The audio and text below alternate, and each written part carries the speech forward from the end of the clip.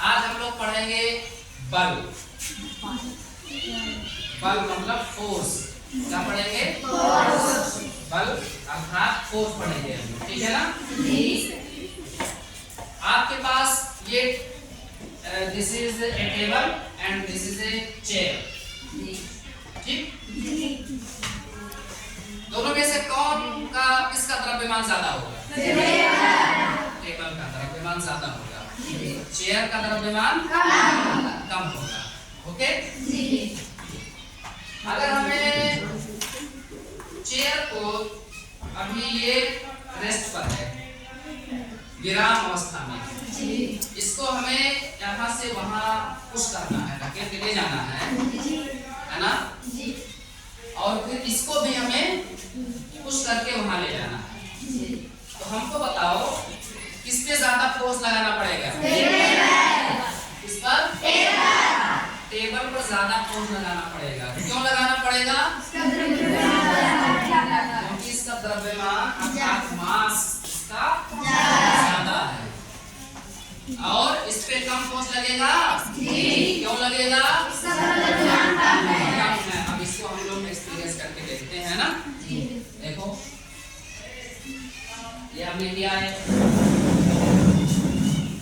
Move हो गया आराम से, ज्यादा फोर्स नहीं लगा। इसको हमको करना है ना? ये थोड़ा सा क्या है, इसका मास ज्यादा है, फोर्स ज्यादा लगाना पड़ा। क्लियर हो गया बात? तो इस प्रकार से हम कहेंगे कि फोर्स बढ़ रहा है, क्या बढ़ने से? Nice, good. फोर्स घट रहा है, क्या? द्रव्यमान बढ़ने से। तो बिल्कुल इजी चीज है ना। ज्यादा बल लगाना पड़ेगा अगर ज्यादा आपका मास ज्यादा है, जो भी वस्तु है या जो भी कोई भी चीज हो, ठीक है, तो उसके पे हमें ज्यादा फोर्स लगाना पड़ेगा। इसका मतलब हुआ समानुपाती होता है बल हमारा किसके? किसके? द्रव्यमान के समानुपाती होता है। समानुपाती का मतलब समान अनुपात में चलना, बढ़ना या घटना। जैसे समानुपाती का अर्थ हुआ, ये क्या था? कम द्रव्यमान कम बल, ये ज्यादा द्रव्यमान तो ज्यादा बल। तो एक ही बढ़ने से बढ़ रहा है, घटने से घट रहा है, इसी को कहते हैं समानुपाती। ये हो गया बल समानुपाती द्रव्यमान। अंग्रेजी में कहेंगे force directly proportional to mass. द्रव्यमान को अंग्रेजी में क्या कहते हैं? मास कहते हैं। बल को अंग्रेजी में क्या कहते हैं? फोर्स। ठीक है, ये तो क्लियर हो गया ना? अब बल का देखेंगे और किस चीज पे निर्भर होता है बल, है ना? अभी आपको दो चार बच्चों से हमने साइकिल चलवा करके प्रैक्टिकल करवाया है ना? तो कौन कौन प्रैक्टिकल किया है? अभी खड़े हो जाओ जरा। हाँ, अमन है, ये कुछ लोग कर रहे हैं। तो साइकिल की जो आपने अभी किया, चला करके देखा, एक्सपीरियंस किया, तो उससे क्या समझ में आया? साइकिल चलाए ना, तो फोर्स किस पे लगाए? पैडल पे, पैडल पे, है ना?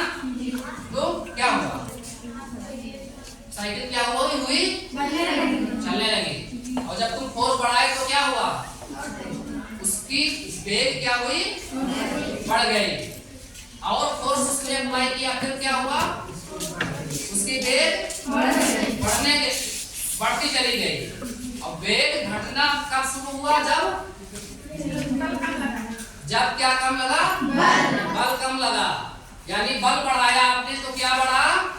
वेग में परिवर्तन होता चला गया, वेग बढ़ता चला गया, वेग बढ़ता गया। वेग कम था, वो ज्यादा होता गया। अभी तो आपकी साइकिल रुकी हुई थी, लेकिन क्या हुआ? साइकिल पे पैडल पे आप फोर्स लगाए, जैसे फोर्स लगाया साइकिल में एक वेग आ गया, एक डायरेक्शन में स्पीड होता है, उसको वेग कहते हैं। ठीक है, तो आपकी साइकिल मूव होने लगी, आपने फोर्स बढ़ाते गए और उसका क्या हुआ? बढ़ता गया, वेग बढ़ता गया, वेग में परिवर्तन होता गया। एक वेग पे नहीं रुका हुआ, वेग बढ़ता गया, परिवर्तन होता गया, इसको हम कहते हैं वेग में जो परिवर्तन होता है इसका एक नाम रख दिया गया है। क्या? वेग में परिवर्तन जो होता है इसका क्या नाम होता है? नॉर्म। आप मोटरसाइकिल चलाते हो, कोई ना कोई तो देखे होंगे, आपको मोटरसाइकिल की बढ़ानी है, वेग बढ़ानी है, तो क्या करते हो? एक्सीलरेशन को आप ऐसे मोड़ते हो, यू आप करते हो, तो क्या होता है? मोटरसाइकिल का क्या बढ़ जाता है? वेग में परिवर्तन होता है ना, वेग में परिवर्तन होता है, उसी को हम क्या कहते हैं? त्वरण कहते हैं। त्वरण उसका नाम रख दिया गया। एक्सीलरेशन अंग्रेजी में है वो क्या चीज? वेग में परिवर्तन की दर है। क्या है? परिवर्तन की दर है ना, वेग में परिवर्तन की दर है, उसे कहते हैं त्वरण। त्वरण को अंग्रेजी में क्या कहते हैं? एक्सीलरेशन चूंकि फेमस है, त्वरण लग रहा है कि मतलब पता नहीं कैसा शब्द है। त्वरण माने कह सकते हो टूटना, चेंज होना। किस चीज में? वेग में, समय के साथ। अंग्रेजी में चूंकि एक्सीलरेटर सब कहते हैं, है तो एक्सीलरेटर है। क्या है वो? एक्सीलरेटर नाम है, वो एक्सीलरेट करता है बाइक को, तो बाइक हमारी आगे बढ़ती है, और कम करते हैं एक्सीलरेट, तो वो वेग उसका कम होता जाता है। वेग में परिवर्तन होना ही क्या कहलाता है? त्वरण कहलाता है। अब बताओ, तो जब आप ज्यादा बल लगाए हो उस पे, जब आपने पैडल पे ज्यादा बल लगाया, अभी देखो हम ये करके दिखा रहे हैं टेबल पे, अभी देखो हम अभी ये रेस्ट पर है, विराम रुका हुआ है ना, ये रुकी है, तो इसका वेग क्या है? क्या है? जीरो वेग है। अभी हम क्या करेंगे, इस पे हम एक फोर्स लगा रहे हैं, देखो हमने कम फोर्स लगाया तो इसमें वेग में परिवर्तन कम हुआ कि नहीं? ज्यादा हुआ, कम परिवर्तन है ना। अभी हम फोर्स बढ़ा रहे हैं तो वेग में परिवर्तन देखो क्या हो रहा है? वेग में परिवर्तन ज्यादा, वेग में बढ़ोतरी होती गई। किसके बढ़ोतरी करने से? इस पे जो हमने फोर्स अप्लाई किया, बल लगाया, जब हमने बल बढ़ाया, हमने तो इसका क्या चेंज हुआ? क्या बढ़ा? जब हमने बल बढ़ाया तो क्या हुआ? इस पे वेग बढ़ा इसमें ना, वेग जीरो था पहले, रुकी हुई थी टेबल, तो हमने बल उस पे पहले कम लगाया, तो उसके वेग में परिवर्तन कम था। हमने फोर्स जैसे बढ़ाया, वेग में परिवर्तन क्या हुआ? ज्यादा हुआ। परिवर्तन का मतलब होता है बढ़ना या घटना। परिवर्तन माने बढ़ना या घटना। जैसे देखो अभी हम जो है इसको हम तेज ले जा करके, वेग इसका तेज करके हम स्लो करेंगे, क्योंकि वेग में परिवर्तन ही कहलाएगा। जब हम बल कम लगाएंगे तो वेग में परिवर्तन क्या होगा?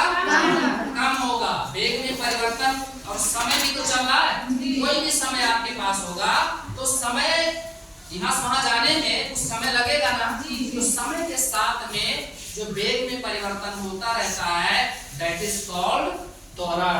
क्या? त्वरण। देखो अभी बहुत तेज हम इसको इस पे चलाएंगे और आप देखेंगे कि फिर हम कम बल लगाएंगे तो ये क्या हो जाएगा? स्लो, है ना। वेग में ऐसा भी परिवर्तन हुआ, इसका वेग ज्यादा था, फोर्स ज्यादा लगाया हमने, तो इसमें वेग ज्यादा क्रिएट हुआ, है ना। अब फोर्स हमने जैसे कम किया तो इसमें क्या हुआ? वेग में कम हुआ। यानी परिवर्तन दोनों ही केस में हो रहा है। तो बल बढ़ाने से क्या बढ़ा? इसमें किस चीज में परिवर्तन हुआ? वेग में। वेग में परिवर्तन हुआ। परिवर्तन हमने कहा दो तरह होता है, या तो बढ़ना है तो घटना। जब हमने इस पे फोर्स ज्यादा लगाया तो वेग क्या हुआ इसका? साइकिल पे पैडल तेज मारोगे तो साइकिल का वेग क्या होगा? बढ़ेगा ना। और पैडल पे फोर्स कम अप्लाई करोगे साइकिल के तो साइकिल का वेग क्या होगा, कम होगा ना। यही यहाँ पे साबित होता है कि हमारा जो बल है वो त्वरण के बल के बढ़ने से त्वरण बढ़ा, बल के घटने से त्वरण घटा। और त्वरण क्या है, त्वरण क्या है, त्वरण इज देयर वेग परिवर्तन की दर, समय के साथ वेग परिवर्तन की दर ही त्वरण होता है। बात समझ गए ना। तो इस प्रकार से हमारा बल त्वरण के साथ में घटेगा बढ़ेगा, बल द्रव्यमान के साथ घटेगा और बढ़ेगा।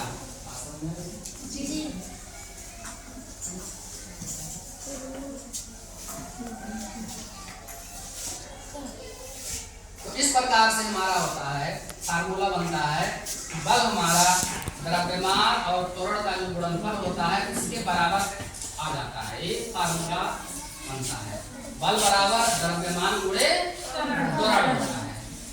ठीक है, बल बराबर,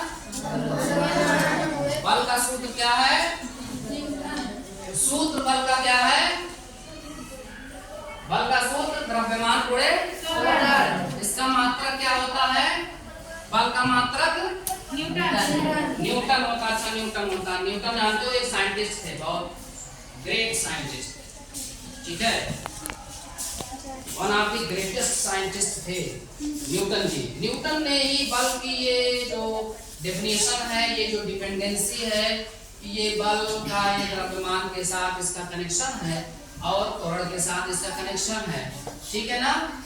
तो इन्होंने जो है इसका वो दिया था, इसलिए इनके नाम पर ही बल को हम जो मेजर करते हैं वो न्यूटन में मेजर करते हैं। किसमें, न्यूटन में मेजर करते हैं। जैसे आपको अगर कहा जाए कि गेहूं, तो गेहूं को क्या कहोगे, किसमें मेजर करोगे, किलोग्राम में।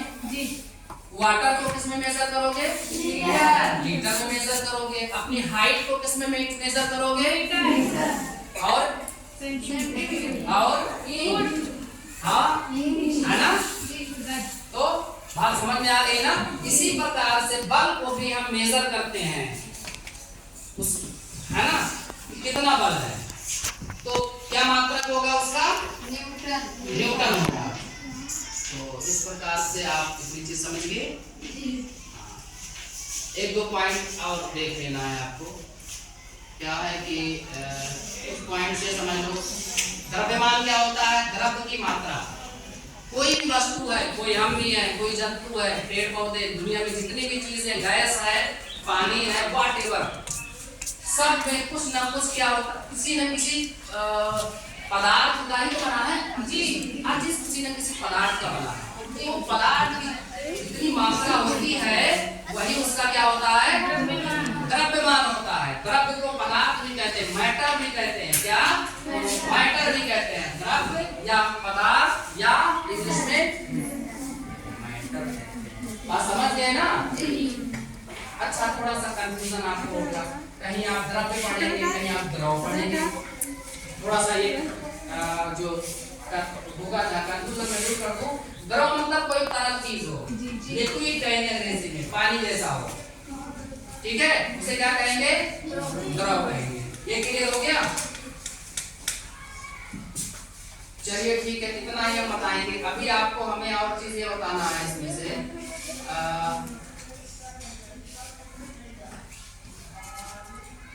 त्वरण समझ में आया, त्वरण क्या होता है, त्वरण क्या होता है, त्वरण क्या होता है, पूरा तो पढ़ो। त्वरण क्या होता है, वेग परिवर्तन की दर होता है। ठीक है, जैसे मोटरसाइकिल का हम एक्सीलरेटर अप डाउन करते हैं, तो उसका जो हमारा कहते हैं स्पीड में क्या होता है, कमी या ज्यादती होती है, तो उसका वेग बढ़ता है या उसका वेग घटता है। थोड़ा ये समझ लो कि वेग और स्पीड में क्या फर्क है। ठीक है, वेग क्या होता है, उसका एक डायरेक्शन निश्चित होता है। क्या होता है, एक निश्चित डायरेक्शन होता है वेग का, निश्चित डायरेक्शन। ठीक है, एकदम सीधा चलेगा। वेग के लिए एकदम सीधा की बात करेंगे,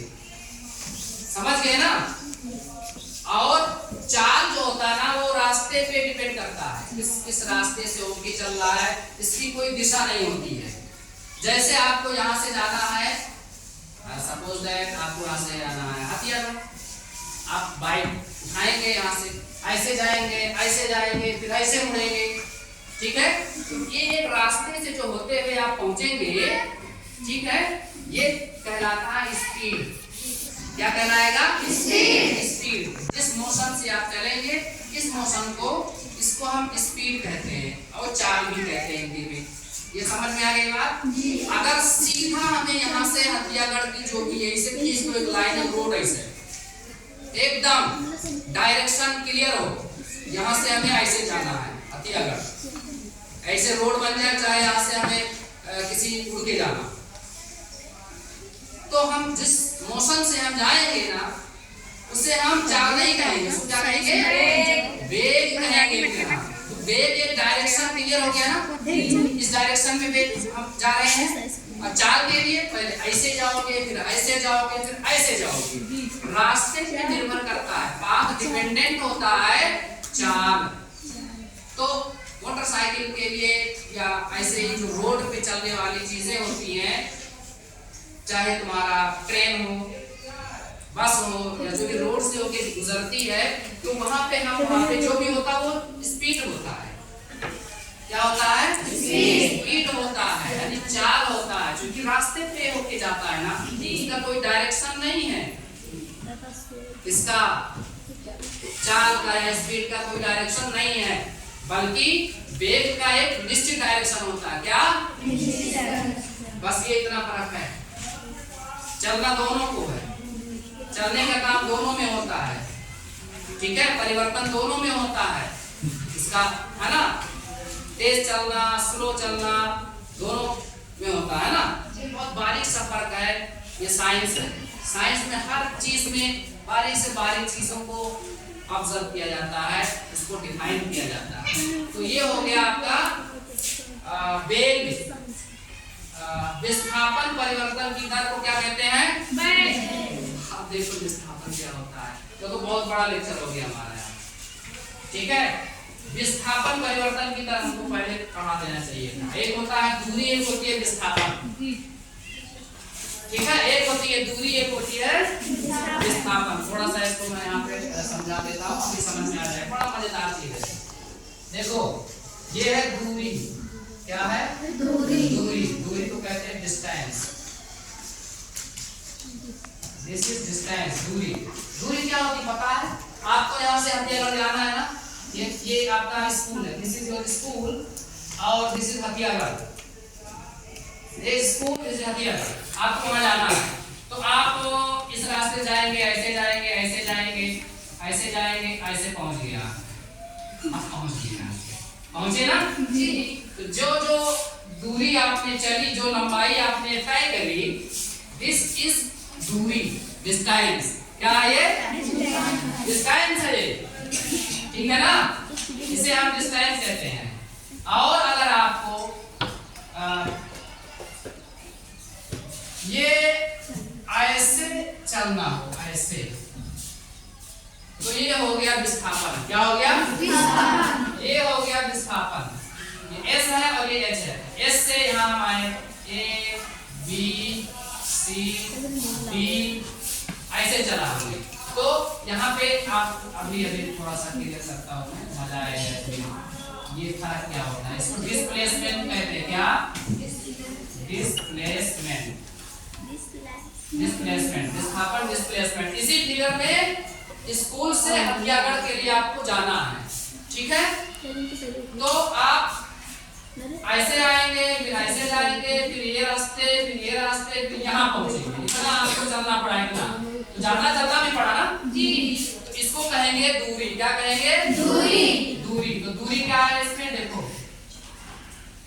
दूरी हमारी इसमें हो गई, दूरी बराबर S A B C B H, ऐसे ऐसे होके गएगा ना जी। और हमारा जो विस्थापन होगा, आवर विस्थापन, displacement would be S H. बात खत्म हो गया ना। तो विस्थापन कम है और दूरी ज्यादा है। तो हमेशा ये भी होता है कि तो ये बताओ हमारा जो विस्थापन है वो स्टार्टिंग और लास्ट पॉइंट पे केवल निर्भर करता है। यहाँ चलना है, यहाँ पहुंचना है, बस इस पे निर्भर करता है, रास्ते पे नहीं निर्भर कर रहा है। यहाँ समझ गए ना? रास्ता तो ये है ना, रास्ता ये है कि ये रास्ते पे निर्भर करता है। तो जो रास्ते पे निर्भर करता है, जो